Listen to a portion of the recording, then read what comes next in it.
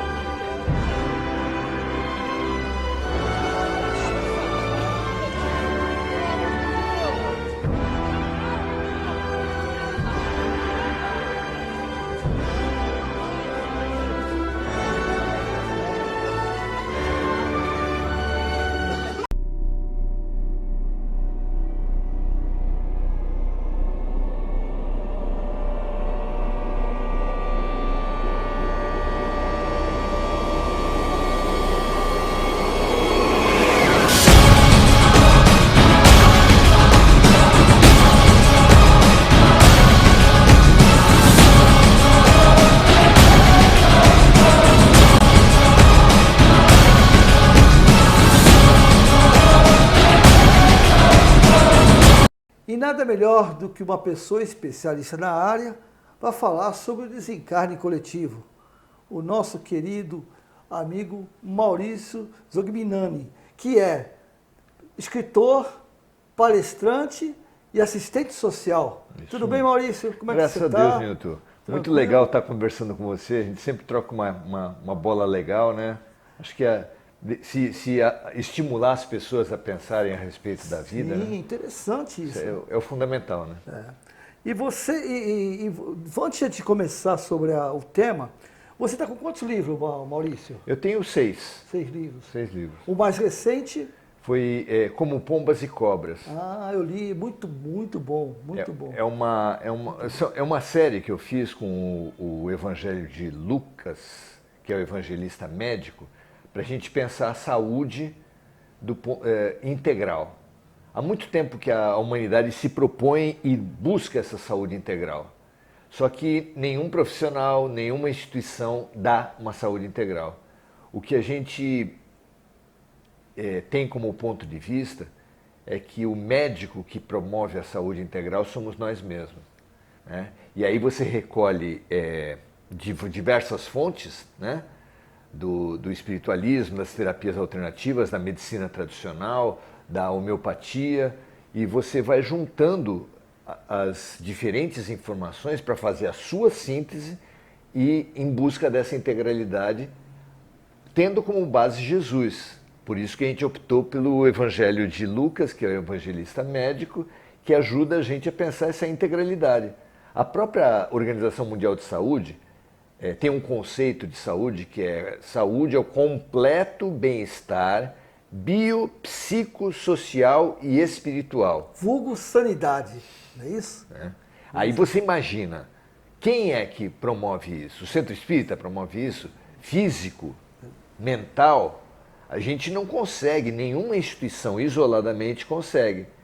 E essa síntese das diversas ciências, espiritualidade, filosofia, a gente, pelo menos pensa assim, consegue com Jesus. Porque Jesus, sem dúvida, é o maior filósofo, sem dúvida, o maior médico. O maior CEO. Pois é. Virou moda agora. Então, eu acho que é interessante a gente pensar desse ponto de vista, porque qualquer terapeuta que depende do terapeutizado. Jesus, para curar, falava, a tua fé te salvou. Né? Então, quem é aquele cara que pode trazer uma saúde externa? Me dá aí 5 quilos de saúde que eu resolvo para você. Não tem como. Quem pode fornecer a saúde se a pessoa não fizer o seu trabalho? Não tem como. Verdade. Então, se a gente tiver a nossa base, a síntese de cada um, com base na filosofia que conseguir alcançar, com base na ciência que conseguir alcançar, porque ninguém pode ter uma síntese perfeita de tudo, eu acho que a gente tem um avanço aí, é um pressuposto da gente. Inclusive, aproveitando a carona dessa sua colocação, Jesus é amor, né? E ele veio para a Terra, se fez homem, que eu digo fisicamente, organicamente, para nos mostrar que nós podemos fazer o que ele falou, né? Fazer o que ele faz e muito mais. Exatamente. Para isso, seria muito fácil se ele simplesmente, lá da espiritualidade, se materializasse, voltasse para lá, materializasse. Então eu falei assim, não vou ofender as leis, né? Eu vou acompanhar as leis. E teve uma gestação, Maria nasceu como uma criança qualquer, cresceu como uma criança qualquer, um adolescente também. Sim. E nos amou a ponto de permitir sofrer, né, e ser morto.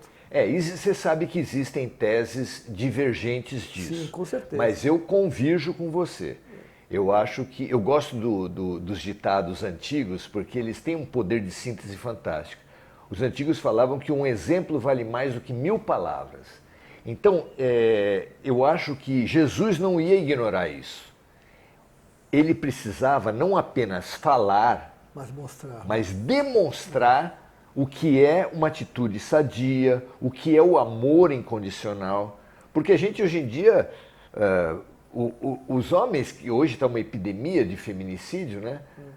Os homens que matam suas esposas, suas companheiras, falam que matam por amor. Os pais que batem nos seus filhos falam que batem por amor. Né? A gente diz que ama um time de futebol, que ama comprar sapato, que ama comer pizza. Então, banalizou, né? Exatamente. Na minha opinião, o que o mundo espiritual, por Moisés, veio trazer para a gente é exatamente isso. Não use o santo nome de Deus em vão. E qual é o nome de Deus? Javé? Alá? Qual é o santo nome de Deus? Tribalidade. É amor. Nessa tribalidade. Né? O santo nome de Deus é amor. E aí você não usar o amor em vão. O eu te amo deve ser uma coisa sagrada para a gente falar. Né? Tem que ser um mantra. Quando você fala, você sente aquilo e você vive aquilo. Realmente o amor não pode ser vulgarizado desse tipo, amo São Paulo, amo New York. É uma simbologia, hoje em dia o amor é uma simbologia, né, Maurício? E aliás, em termos de símbolo, é o logotipo mais vendido do mundo. O coraçãozinho é o símbolo mais, eu acho que deve ser mais vendido que a cruz, acho que deve ser mais vendido que tudo, porque ele permeia Oriente e Ocidente, ele permeia tudo. Todo mundo faz o símbolo do amor, tem um ideal do amor, só que e isso é muito bom, porque mostra que é ontológico, é inerente ao ser, está tudo maravilhoso, mas a vulgarização do amor, ela esvazia de significado. E aí fica complicado. E Maurício, em falando sobre amor, né? Vamos falando sobre amor, a gente fala sobre o Senhor da vida, Criador, sim. Deus, como a gente conhece, né? Deus é amor. Né? Deus é amor. Hoje nós temos visto muitas tragédias, muitas mortes coletivas, sim. Né? E assim, numa crença limitante, né, que nós temos, alguns segmentos, eu vou ser bem sincero, né? Até alguns espíritas sim. que não dizem que toda essa tragédia que está ocorrendo é porque Jesus, que é amor, e não é pouco, né? Porque Jesus está voltando. Então não é uma disparidade, alguém que nos ama tanto, chegar destruindo, matando, né? Total. As mortes coletivas hoje, né, para o pessoal que nos acompanha e até ter... Por que coletiva, né? Por que essa morte ser coletiva? E outra coisa, esses espíritos ou seres ou humanos que estão morrendo ou desencarnando nessa coletividade, eles têm ligação ou pode não ter ligação? Sim. Olha só, você em primeiro lugar, atrelar aos desencarnes coletivos a vinda de Jesus. Jesus ensinou que conhece uma árvore pelos seus frutos. Se a vinda dele causasse desarmonia, é porque ele seria um ser profundamente desarmônico. Kardec teve como princípio básico de começar a investigação do espiritismo, com o fenômeno das mesas girantes, a partir do momento que se começou a estabelecer respostas inteligentes da parte das mesas. Uma pancada sim, duas pancadas não, começou a girar nas letras, formar palavras, etc. Por quê? Porque um efeito inteligente só pode vir de uma causa inteligente. Então, um efeito desarmônico só pode vir de uma causa desarmônica. O efeito de uma causa que é todo amor, como Jesus, só pode ser de amor. Então, esses efeitos, esses desencarnes coletivos, foram previstos por Jesus lá no Sermão Profético, que ele falou, ele só não usava a palavra pandemia, porque não existia a palavra pandemia. A pessoa não entender nada, né? Naquela época eu falei pandemia. Ele falou que haveria pestes. Sim. E era o termo daquela época para isso. Assim como no Apocalipse, João usou pássaros de ferro no céu.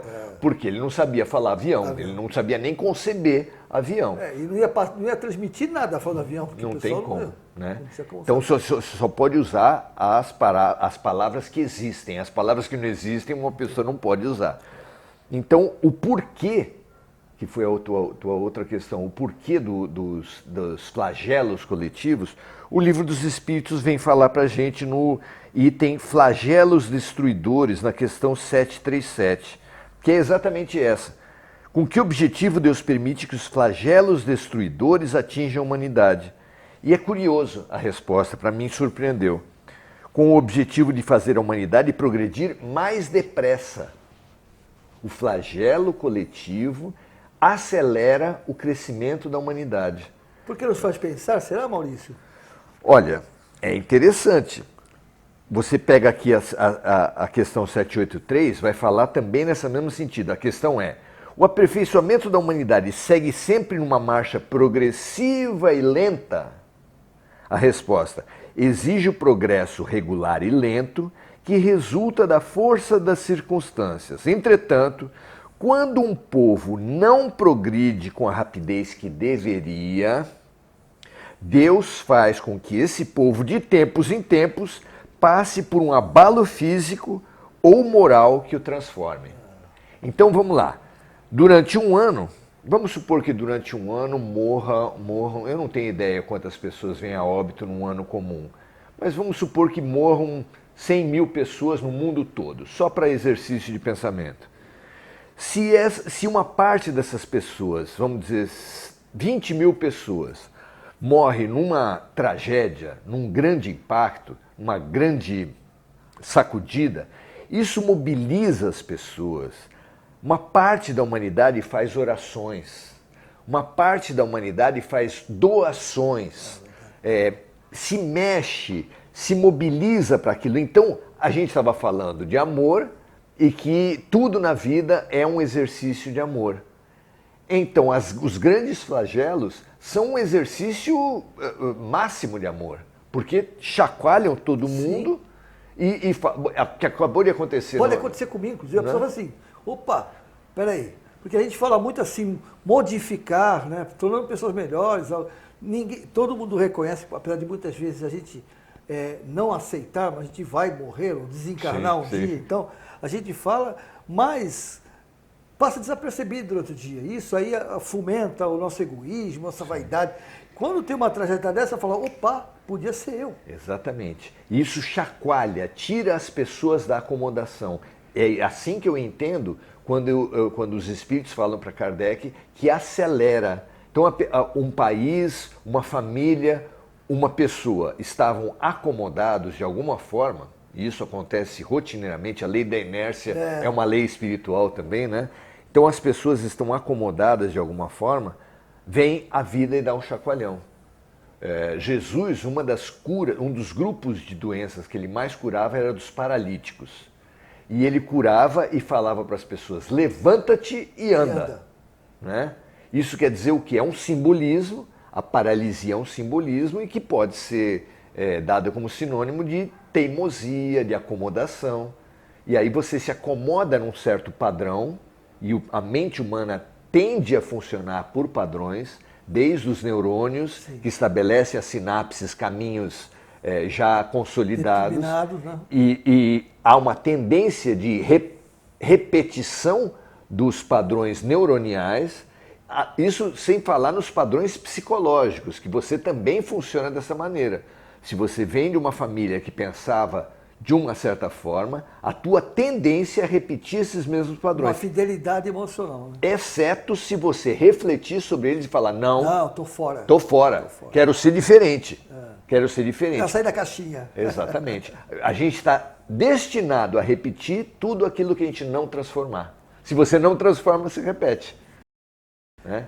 Agora, com relação ao desencarne coletivo, muitas pessoas perguntam, porque, por exemplo, teve esse caso da Boate Kiss, né? Sim. E foi muito difundido, e se eu não me engano, acho que foi Divaldo que falou, não lembro agora, que aquele pessoal eram antigos soldados nazistas que necessariamente não tenham sido eles que colocaram na cama, mas eles foram os responsáveis Sim. por tomar conta, ou seja, foram os serviçais, assim por dizer, Certo. que mataram. Então, automaticamente, como pela lei da ação e reação, como os serviçais teriam que passar pelo processo desse.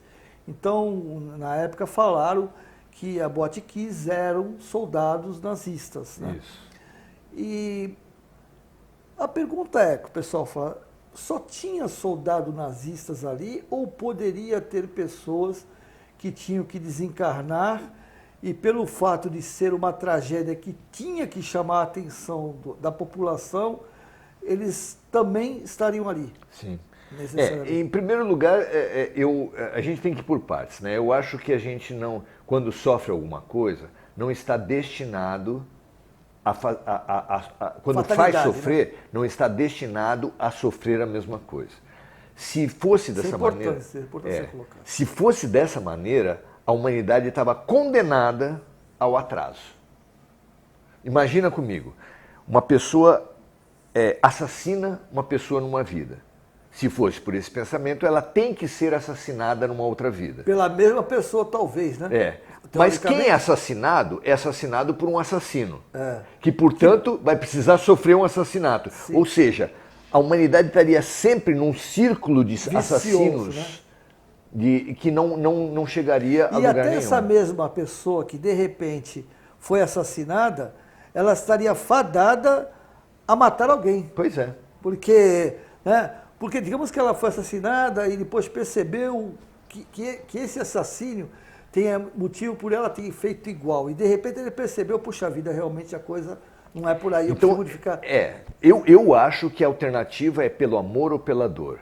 Então, e é isso que está nos evangelhos também. Como é que seria isso? Então, eu pratico um aborto.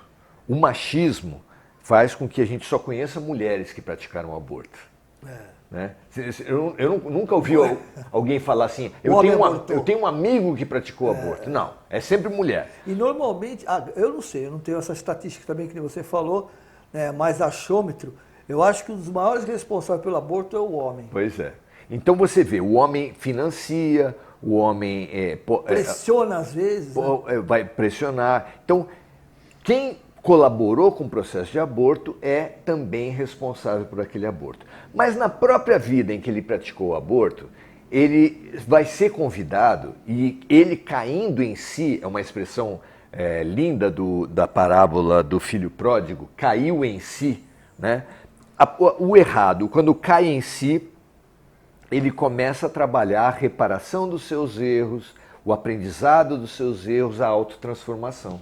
Então, se eu abortei numa vida e eu caio em mim, eu deixo a consciência falar comigo, eu posso começar a aceitar convites da vida para fazer trabalho social com crianças, fazer trabalho social com grávidas na adolescência, que tendem a abortar se forem deixadas ao léu.